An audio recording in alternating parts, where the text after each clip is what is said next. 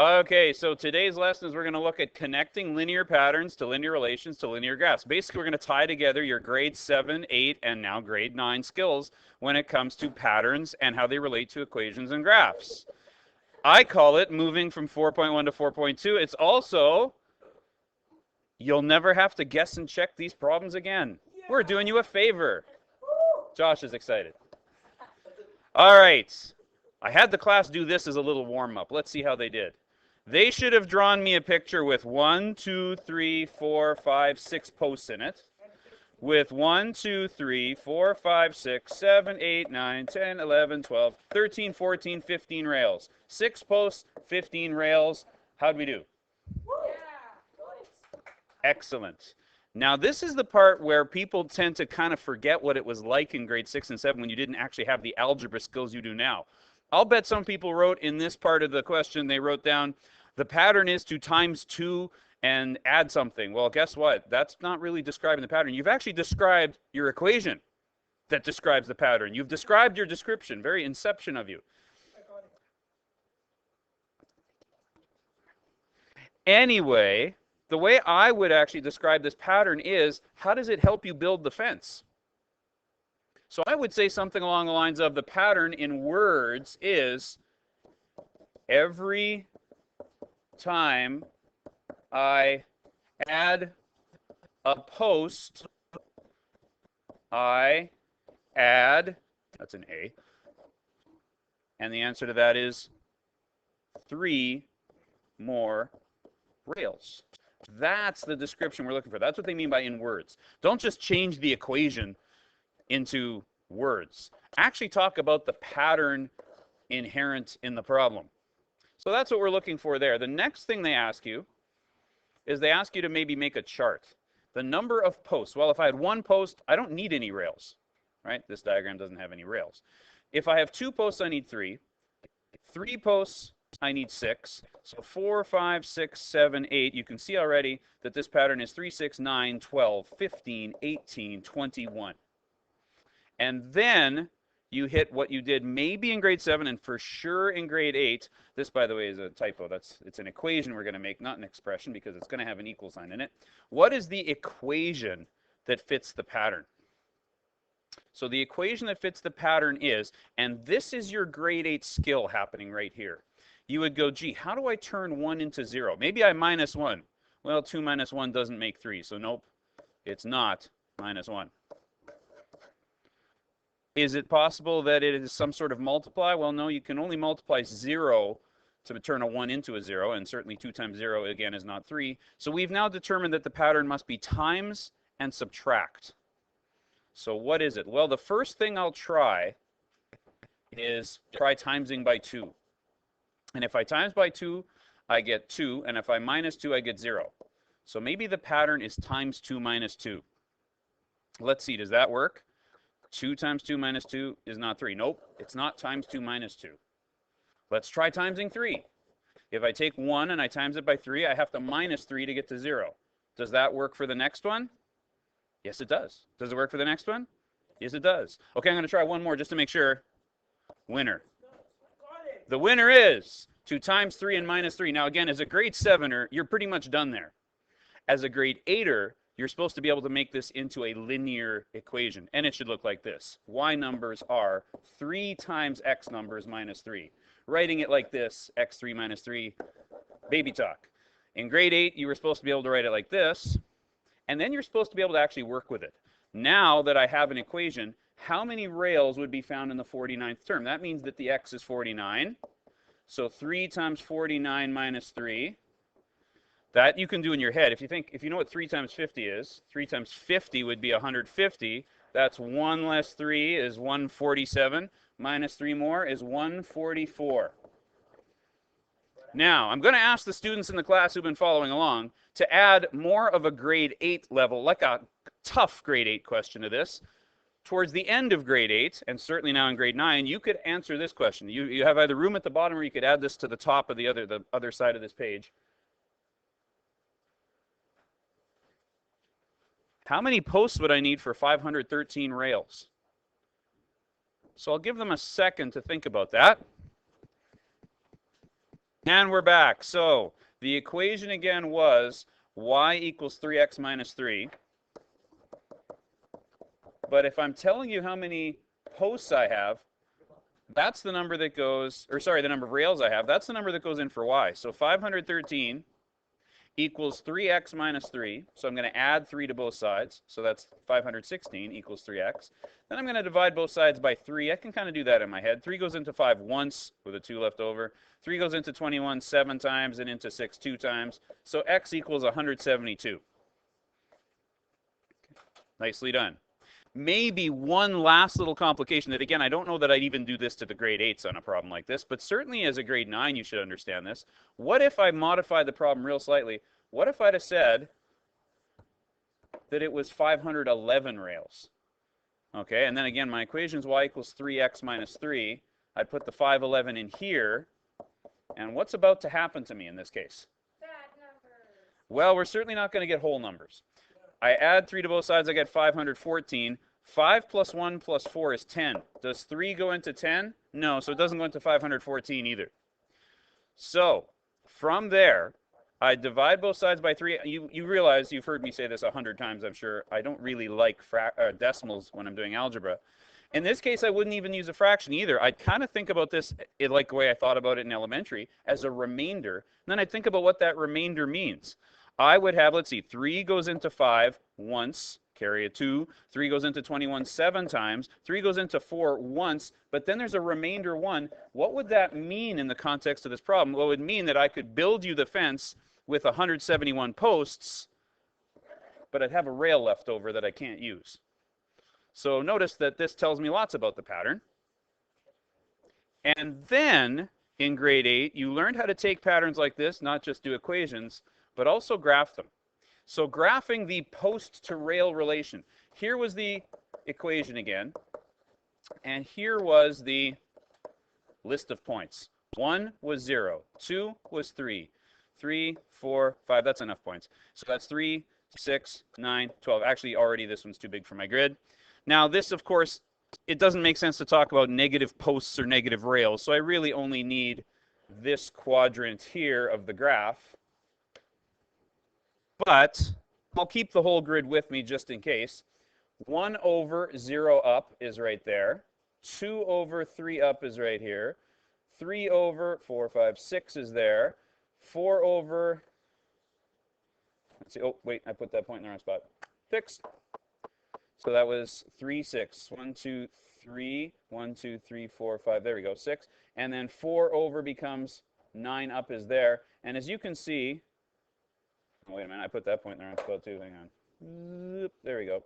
As you can see, this is going to make a straight line. Now technically, if I'm saying that this is posts to rails, I probably shouldn't join these as straight line because let's face it, there's no such thing as half posts and half rails. There's no decimal values in this data. But if I just said, you know, forget the situation, just graph this equation, well then the equation is this line. Infinite points together make this line, and there's an infinite number of points I can plug in for x and get y if my rule is take the x number, times it by 3, and then minus 3. I'd get everything along this line forever and ever and ever, and it's a straight line. That's why it's called a linear relation. Linear means straight line. Every pattern we've done so far this unit has been linear. Remember the toothpick pattern? The toothpick pattern was 3 toothpicks makes 1 triangle. 5 toothpicks makes the next one. 7 toothpicks makes the next one. So number of triangles, 1, 2, 3, and number of toothpicks, 3, 5, 7, again makes a linear pattern. So let's see, what is that linear pattern? Well, the equation for this one you found out by going y equals 2x plus 1. And the graph looked like this. 1 over 3 up, there. 2 over 5 up, there. And 3 over 7 up, there. Then the very first one we looked at was an even easier pattern than that. Count by odd numbers, 1, 3, 5, 7, 9, etc. The graph for this one was based on the data that the first odd number is 1, the second one's 3, the third one's 5, the fourth one's 7, etc., etc. And the graph from that one looked like this: 1, 1, 2, 3, 3, 5, etc., etc. Straight line forever. Again, you wouldn't really join the dots if you were just looking at this data. But once you look at the data, you can find the equation y equals 2x minus 1. So let's look at these patterns again. We have y equals 2x minus 1. We have y equals 2x plus 1. Oof, let me start that line over. It was crooked. Oh, there, I missed the dot. There, I'll make a bigger dot. There we go. Hit it. Then y equals 3x minus 3. They all kind of look the same. They're all straight lines, but they all have slight differences. The first one here, y equals 3x minus 3, is actually kind of a steeper looking line, whereas those two are exactly the same in terms of how steep they are. The first one crosses the y line up here positive. Oops, sorry, that's the toothpick one. The first one, the one with the posts and the rails, crosses the y-axis in the negatives. The third one crosses the y-axis in the negatives. How can I tell those things just from the equation? What if we were just looking at the equation? Is there a way to get the equation without necessarily even going through all these points? And in fact, there is.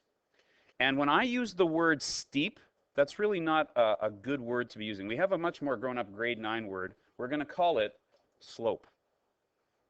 The slope of the line is, and you might want to, again, jot this down as notes on the back of that page I handed you, change in y number divided by change in x number. So a slope is a ratio.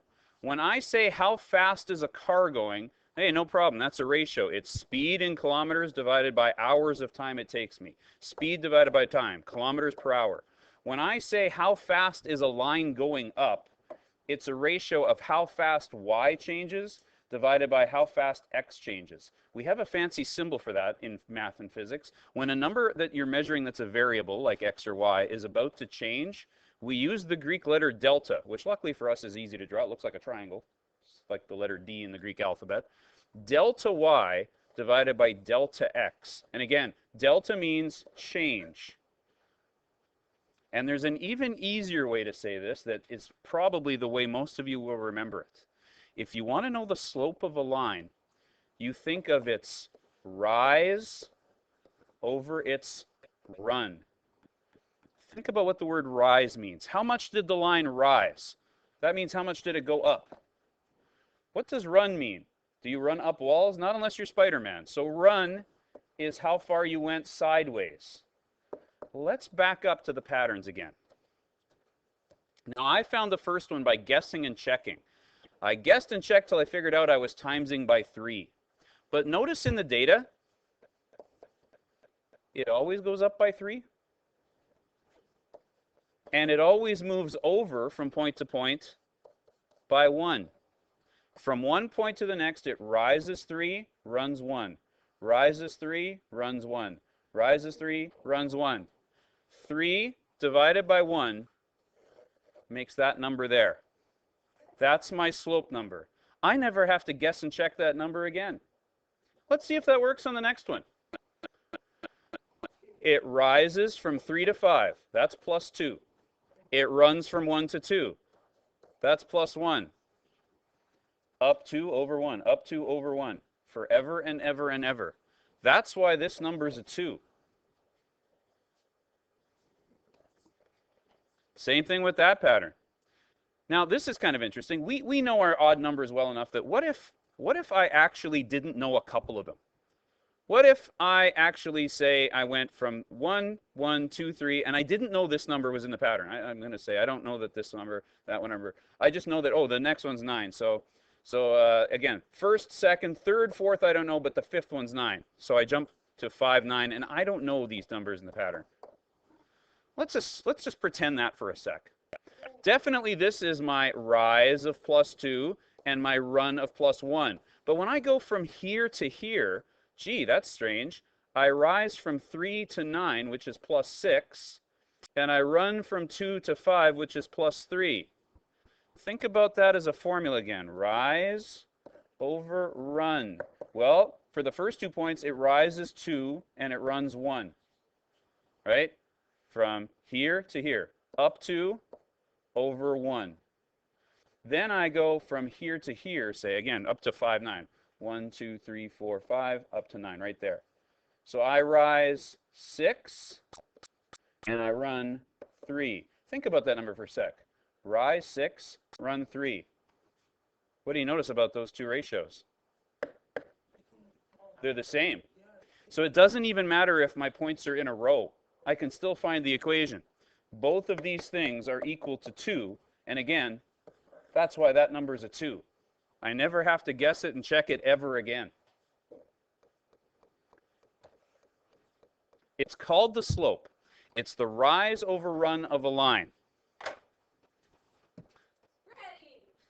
And we're back. Okay, so now I'm actually going to show you some of the stuff that we talked about in class when it came to graphing lines and show you what this slope stuff really means. If you remember, I used this technology to graph good old-fashioned y equals x, which you would think of as y equals 1x. And follow the cursor, you can see the slope. It goes up 1, over 1, up 1, over 1. Think of that. 1 rise, 1 run. What's 1 divided by 1? It's 1. That's why there's a 1 in front of this x. If I graph y equals 2x, I get a line that we were saying last time we looked at this, twice as steep. Steep's not a great word. The better word's slope, and you can see that it goes up 2, over 1, up 2, over 1. Or if you like, it goes up 10 over 5. If I divide 10 by 5, I get 2. If I divide 2 by 1, I get 2. No matter what 2 points on this line you take, if you divide their height change divided by their width change, you're always going to get 2 over 1 once you simplify the fraction. Then I said to people, okay, so what do you think 3 over x is going to look like? Or 3 times x, sorry.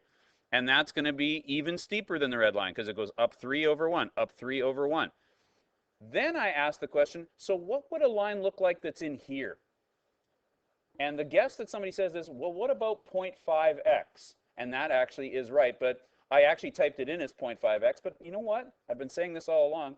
Decimals aren't as useful in math usually as fractions are. So I'm going to count that as 1/2 times, this is just like your regular calculator. It doesn't know that a bracket is a times after it unless you put a time symbol there. X. So this is 1 times x, that's 2 times x, that's 3 times x.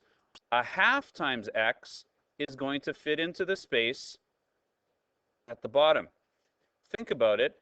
Its rise over run is 1 divided by 2. It goes 1 up, 2 over, 1 up, 2 over, 1 up, 2 over. Then I asked people, so what would a line look like if it goes down this way? And now you can see, well, that's going to be a negative slope. Here, let's graph one just to show you. When in doubt, reset. Again, let's compare it to y equals x. Slope of 1. 1 over 1 up, 1 over 1 up. What would a slope of negative 1x look like? It's going to look like that because my rise is negative 1. I think of the number negative 1 like it's negative 1 divided by 1. And if I have a rise of negative 1, it's like saying I have a profit of negative $1. It means I lost money. If I rise negative 1, I'm going down 1. So this is down 1 over 1, down 1 over 1. And there's an example like that we did in the textbook. Let's look at that one our newfangled way now. Not that one. This guy. Look at the data in this airplane question. What's happening for a rise in my data? It's going down 300. This is still running 1. So my slope is the number negative 300 over 1. So my equation is negative 300x. And then how did I figure out this number? And that's kind of where we go in the next unit. Turns out that the number that goes into this blank is the number I start with.